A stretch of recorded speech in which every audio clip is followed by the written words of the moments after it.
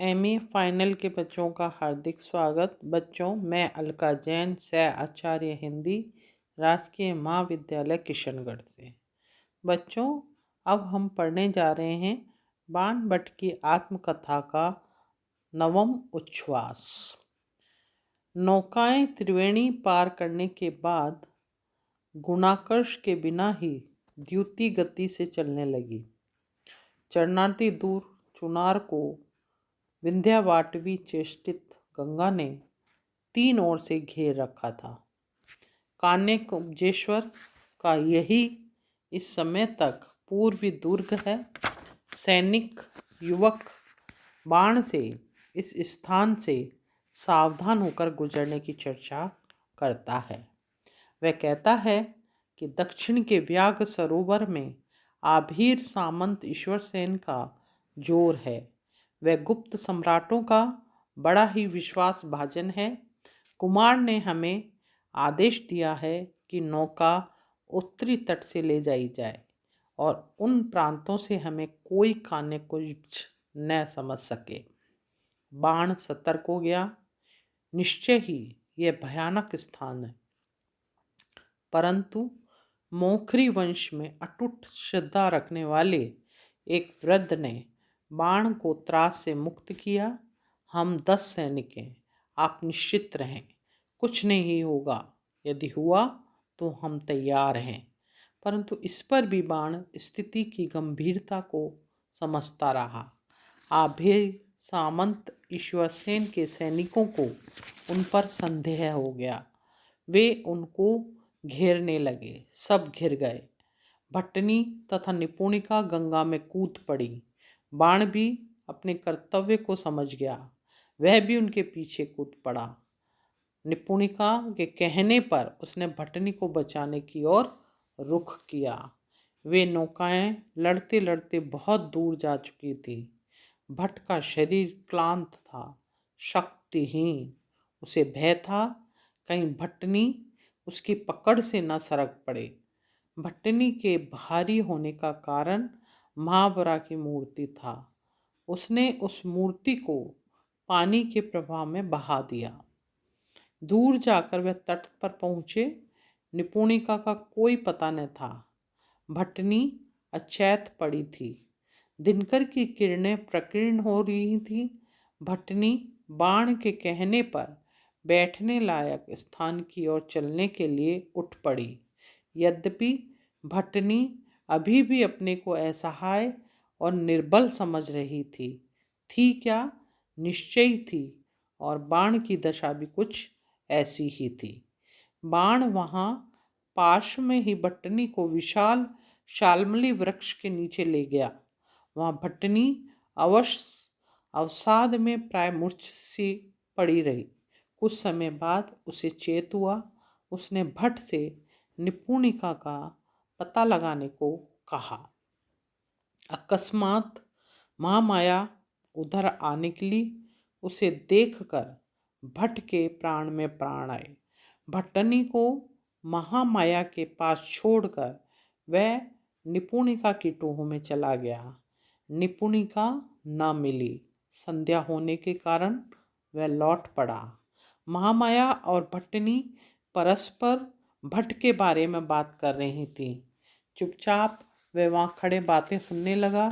भट्टनी के मन में अपना सम्मानीय पद पाकर उसने प्रसन्नता महसूस की। आहट कर वह वहाँ आ पहुँचा। भट्टनी अभी तक उपपोषित थी। माँ माया से प्राप्त कुछ फल फूल से बाण ने शुद्धांगनी को तृप्त किया और वह पुनः पर्व की ओर निपुणिका को ढूंढने चल पड़ा। एक कोस पहुँचने पर उसे एक दल नृत्य गान करता मिला। उस दल ने अपने सरदार लौरिक देव प्रतापी मल्ल से बाण से मिलने को कहा।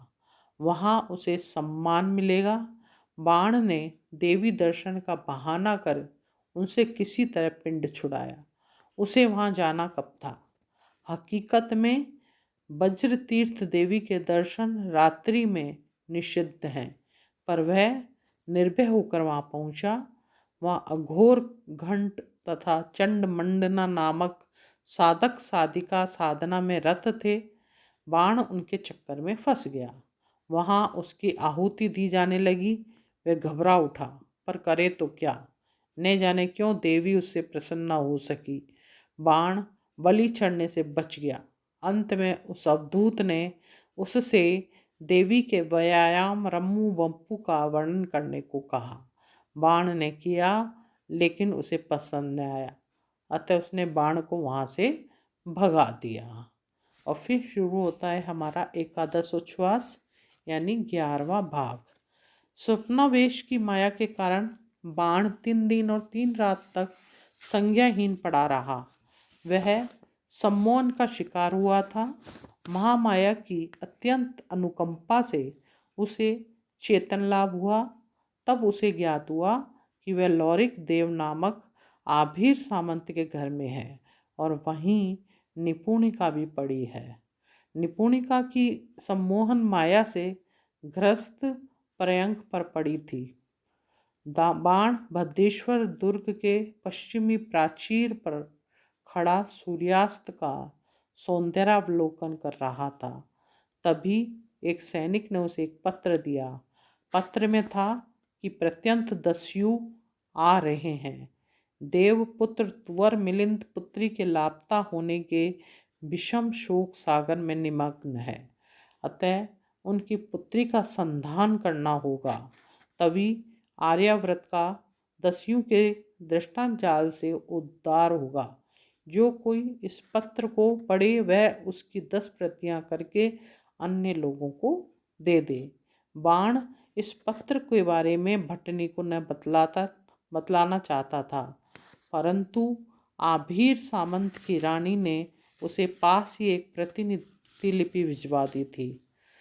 भट्टनी पत्र को पढ़कर उद्विग्न हुई और वहाँ से बाण ने उसे अभूतपूर्व साहस देखकर मन में प्रसन्नता महसूस की और भट्टनी से प्रसाद पाकर वह मुस्कुराकर रह गया। अब प्रारंभ होता है हमारा 12वां अध्याय। भट्टनी के हाथ में प्रसाद पाकर बाण बाहर आया और छोटी सी स्थंडिल पीठिका पर बैठकर वह राजमार्ग की ओर देखने लगा। चंद्रमा की ज्योतिष्णा में से समूचा परिवेश मनोरम हो उठा था। वह भट्टनी की बातों पर गहन गंभीर विचार मग्न था। अचानक ही भट्टनी की आवाज़ से वह चौंक पड़ा। वह उसे भीतर जाने का आदेश दे आर्यवत हो लिया। दिन निकला। उसने न्यूनिया यानी निपुणिका को घर के बाहर बैठा हुआ पाया। उसने कल रात भट्टनी से अनुचित कह जाने की शिकायत की, अपना रोना धोना सुनाया, परंतु भट्ट के प्रत्युत्तर से वह संतुष्ट हो ली और चली गई। इसी समय विग्रह वर्मा कुमार का संदेश लेकर पहुंचता है। हर्षदेव से मिलने का कुमार ने उससे अनुरोध किया है कि वह हतबुद्धि सा यह सुनकर रह जाता है। स्थानेश्वर जाने से पूर्व वह भट्टनी से विदा लेने जाता है। भट्टनी उसे न्यूना की सहेली सुचरिता से मिलने को कहती है। निपुणिका यानी न्यूनिया तांत्रिक विचारी के कारण विकार से ग्रस्त है, अतः वह बाण में उससे मिलने को मना कर देती है। उसी समय वह निपुणिका द्वारा उस पर लगाया गया यह आरोप कि बाण न होता तो कदापि वह गंगा में न कूदती को बतलाती हुई बाण के प्रति नतशिर होती है। बाण विचलित होकर उसे समझाता है कि वह रुग्ण है, अतः उसकी बात पर ध्यान न दो। यूँ समझा बुझाकर बाण 10 दिन तक घोड़े की पीठ पर बैठकर स्थानेश्वर पहुँचता है। वहाँ वह आचार्य सुगत भद्र की अद्भुत शक्ति का परिचय पाता है। तथागत के जन्म ग्रहण करने वाले दिन के उपलक्ष्य में आज वहाँ उत्सव है। महाराजा धीराज हर्षदेव आचार्य पाद से अपने मन की कतिपय शंकाओं को बतलाते हैं। आचार्य पाद द्वारा सम्राट की शंकाओं का बड़ा सुंदर समाधान होता है। सम्राट आचार्य पाद की अद्भुत बुद्धि से प्रभावित होते हैं। सभा विसर्जित होती है। उसी समय बाण को कुमार का संदेश मिलता है कि वह संध्या के समय उनके प्रसाद में मिले। इधर वह समय के जाने के बाद आचार्य पाद के पास जाता है। बाण राजसभा में पहुंचता है। पहले वहां हर्षदेव द्वारा बाण को लंपट व्यक्ति कहा जाता है। बाद में वह अपनी भूल को सुधारते हैं। कुमार बाण का यथोचित सम्मान होने की बात कहता है। वह मान ली जाती है। वह महाराजा धीराज का सभा पंडित नियुक्त किया जाता है। इसी बीच वह सुचरिता से भी मिल लेता है। ईषत वार्ता होती है। वहीं से वह कुमार की अतिथिशाला की ओर चला जाता है, जहां उसे तात शोभ मिलते हैं। प्रथम उसके सभा पंडित होने का, दूसरे पत्र में लौरिक देव के उत्तरस्थ प्रदेशों का प्रधान सामंत बनाया था, और तीसरे में भट्ट को कुमार से मिलने का आदेश था। कुमार पुनः भटनी को स्थानेश्वर में मोखरी कुल राजलक्ष्मी महारानी राज्यश्री का अतिथि बनने की बात बतलाता है। निमंत्रण भट्ट को कुमार ने दे दिया। भट्ट अवस्था अतः वह चुपचाप उठ गया। विदा लेकर महाराजा धीराज से मिलने चल पड़ा। और अब शुरू होता है चतुर्दश उच्छ्वास, यानी 14वां उच्छ्वास। राजपंडित की हैसियत से बाण दूसरे दिन महाराजा धीराज हर्षदेव की सभा में पहुंचा। वहां उसने सभासदों को चंचल तथा अनर्गल कार्यों में रत पाया। हर्षदेव की स्तुति में उसने एक आर्या पढ़ी। उसे निपुणिका की बात याद आ गई। वह अब एक सहस्त्र दिन ही जीवित रहेगा। अतः पुनः चुप रहा। सभा विसर्जित हो गई। वह पुनः सुचरिता की तलाश में गया। उसे वहां न मिली। धावक ने उसे समाचार दिया कि सुचरिता तथा वीरती वज्र दोनों को बंदी बनाया गया है। कुमार का आदेश है कि तुम सुचरिता के बंदी गृह में जाकर मिल सकते हो। वहां तुम्हें कोई रोकेगा नहीं। जनता में इस बात पर विद्रोह हो रहा था। वीरती वज्र तथा आयुष्मती सुचरिता निर्दोष है, सभापति का यह निष्कर्ष था। इधर आर्य वेंकटेश भट्ट और परमहंस अधीर भैरव को नाव पर बैठाकर न जाने कहाँ पहुँचा दिया। अतः वह सब बौद्ध नरपति के आदेश से हुआ है।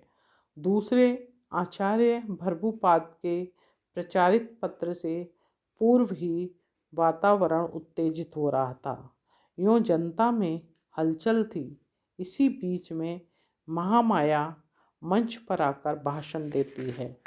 अमृत के पुत्रों आर्य, वीरतिवज्र और आयुष्मती सुचरिता को बचाना लाख लाख निरही ब्राह्मणों और श्रमिकों की रक्षा के लिए नहीं हुआ है। यह महाराजा धीराज या उनके किसी आश्रित सामंत की नाक बचाने के लिए हुआ है। यह पहला अन्याय नहीं है, अंतिम भी नहीं होगा। यह दुर्बह संपत्ति मत चिराचरित रूप है। इसके लिए न्याय की प्रार्थना व्यर्थ है। अमृत के पुत्रों, धर्म की रक्षा अनुनय विनय से नहीं होती, शास्त्र वाक्यों की संगति खंगालने से नहीं होती। वह होती है अपने को मिटा देने से। न्याय के लिए प्राण देना सीखो, सत्य के लिए प्राण देना सीखो, धर्म के लिए प्राण देना सीखो। अमृत के पुत्रों, मृत्यु का भय माया है। इस प्रकार मेघ गर्जना सी आवाज में महामाया बोले जा रही थी। उसके फलस्वरूप स्थानेश्वर सी आवाज में महामाया स्थानेश्वर की जनता आतताई सम्राट के प्रति उत्तेजना से भर गई। उसी समय उत्तेजित जनता को यह सूचना मिलती है कि वह अवधूत अघोर भैरव और आर्य वेंकटेश पाद लौट आए हैं। धावक से बाण को ज्ञात होता है कि महामाया महाराज्ञा राजश्री की सौत है। यों इधर उधर की बात करते हुए भट्ट धावक के साथ बंदी गृह के फाटक पर पहुंच जाता है। वहां सुचरिता से मिलकर उसकी दर्द भरी कहानी सुनता है। सुचरिता वही स्त्री है जिसे बाण ने वाराणसी में पति के मिलने की बात कही थी। उसका पति नहीं है जो बाण को अवधूत के पास मिला था। सुचरिता अपनी सास के साथ चित्रकूट के एक सरोवर में स्नान करके लौट रही थी। उसी समय उसकी भेंट विरति वज्र से हो गई। उसकी सास ने अपने पुत्र को पहचान लिया। बहुत बाद में विरति वज्र ने अपनी माँ को स्वीकार किया और माँ के ही कहने पर सुचरित का हाथ थाम लिया। अपनी गुरु से आज्ञा पाकर वह सुचरिता को साथ लेकर स्थानेश्वर में रहने लगा तथा एक नवीन विधि से पूजा करने लगा। बौद्ध पंडित वसुभूति जो ढोंगी था, सम्राट के सिर चढ़ा था, उसने अपने शिष्य धनदत्त श्रेष्ठी की उकसाकर एक जाल तैयार किया। कहा वित्रिवज्र का पिता उसकी 1000 दिनार ऋण लेकर मर गया था। जब तक यह सन्यासी था ऋण मुक्त रहा है, परंतु अब सुचरिता के साथ रहने से गृहस्थी हो गया है, अतः उसे कष्टिक्त सूद समेत ऋण चुकाना चाहिए। बाण उसे महाराजा धीराज के पास ले जाने के लिए राजी कर वहाँ से चल पड़ता है। और यहाँ समाप्त होता है हमारा 14वां उच्छ्वास। आगे हम पढ़ेंगे 15वां उच्छ्वास। धन्यवाद।